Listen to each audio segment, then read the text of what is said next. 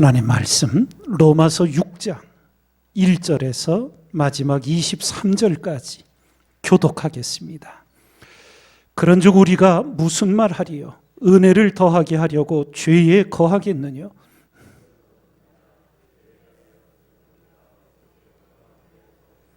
무릇 그리스도 예수와 합하여 세례를 받은 우리는 그의 죽으심과 합하여 세례받은 줄을 알지 못하느냐?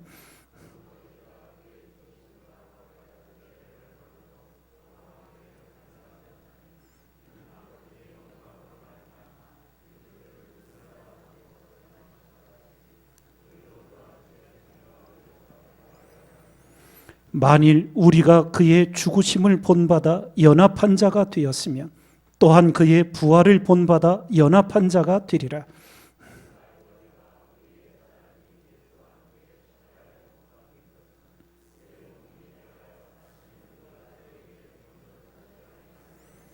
이는 죽은 자가 죄에서 벗어나 의롭다 하심을 얻었음이니라.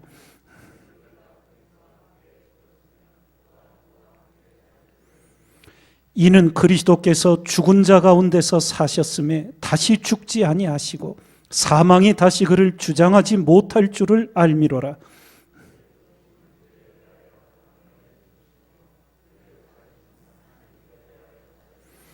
이와 같이 너희도 너희 자신을 죄에 대하여는 죽은 자요 그리스도 예수 안에서 하나님을 대하여는 산 자로 여길지어다.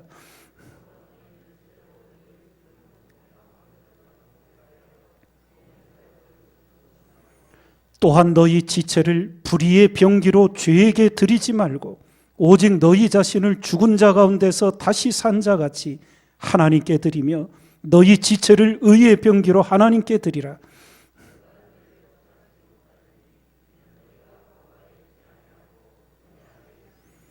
그런즉 어찌하리요? 우리가 법 아래 있지 아니하고 은혜 아래 있으니 죄를 지으리요? 그럴 수 없느니라.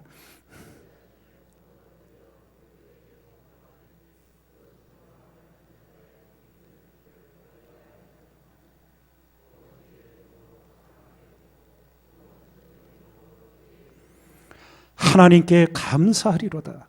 너희가 본래 죄의 종이더니 너희에게 전하여 준 바 교훈의 본을 마음으로 순종하여 너희 육신이 연약하므로 내가 사람의 예대로 말하노니 전에 너희가 너희 지체를 부정과 불법에 들여 불법에 이른 것 같이 이제는 너희 지체를 의에게 종으로 들여 거룩함에 이르라.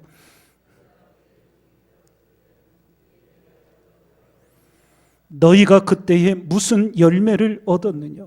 이제는 너희가 그 일을 부끄러워하나니 이는 그 마지막이 사망임이니라.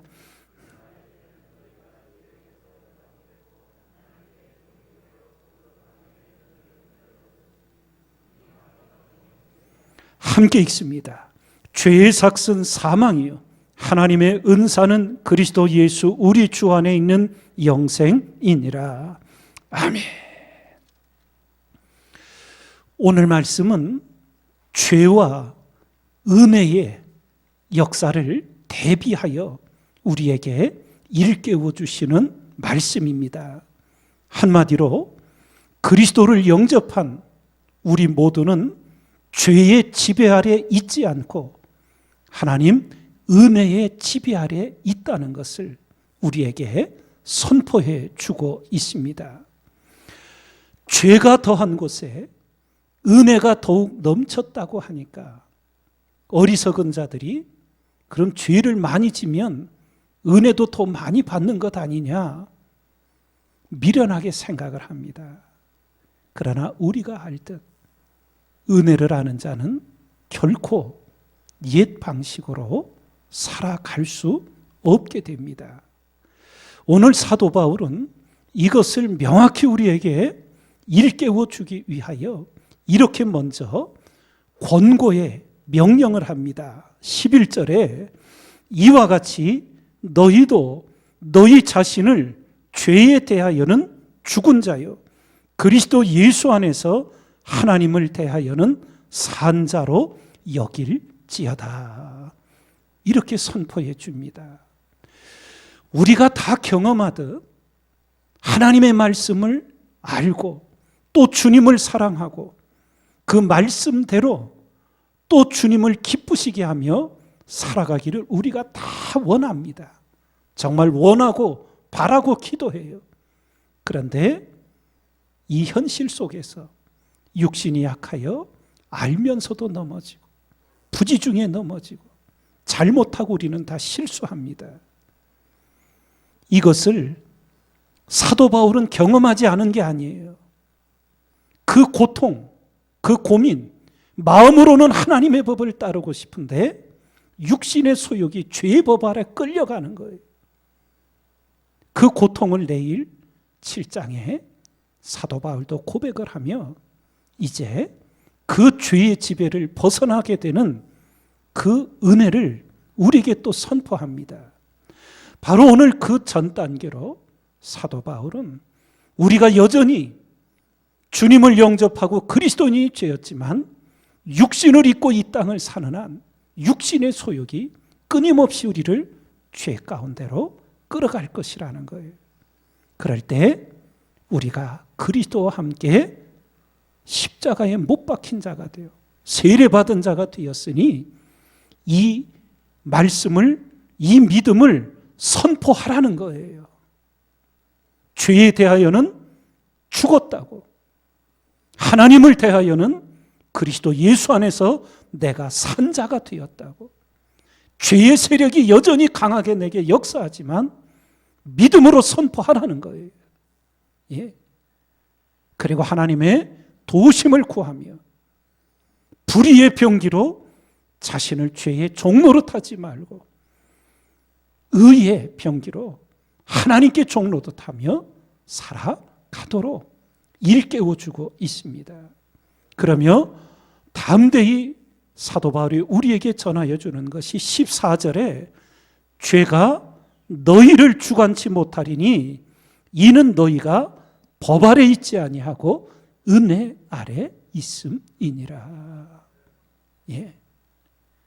은혜의 지배 아래 있다고. 이 믿음을 분명히 붙들라는 거예요. 우리의 모든 신앙의 경험 속에서 나의 약함을 알고 그토록 그 일을 위해 기도하고 하나님의 도움을 구했지만 넘어지지요. 그때 어느 성도가 좌절이 안 되겠습니까?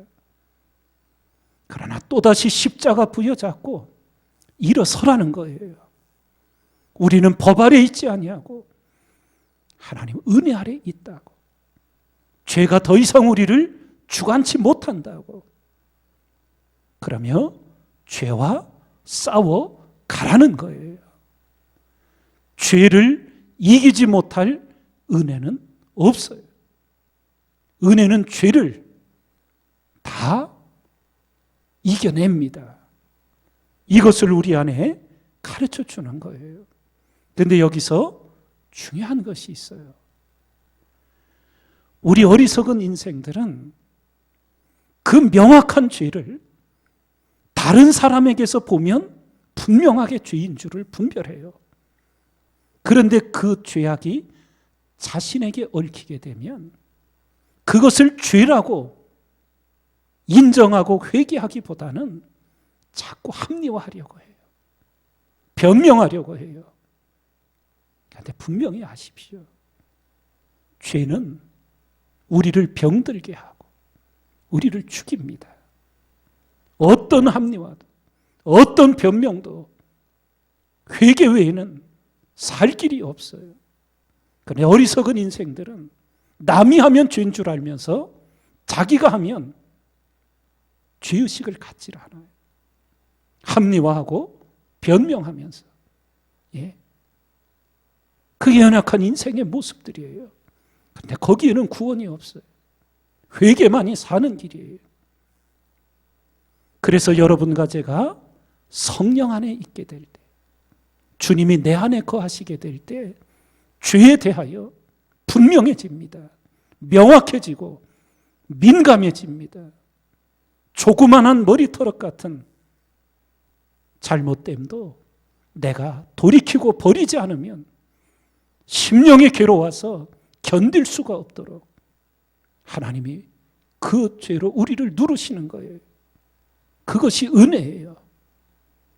수많은 사람들이 죄를 범하고도 죄의식을 갖질 않아요. 거기에는 사망밖에 없습니다.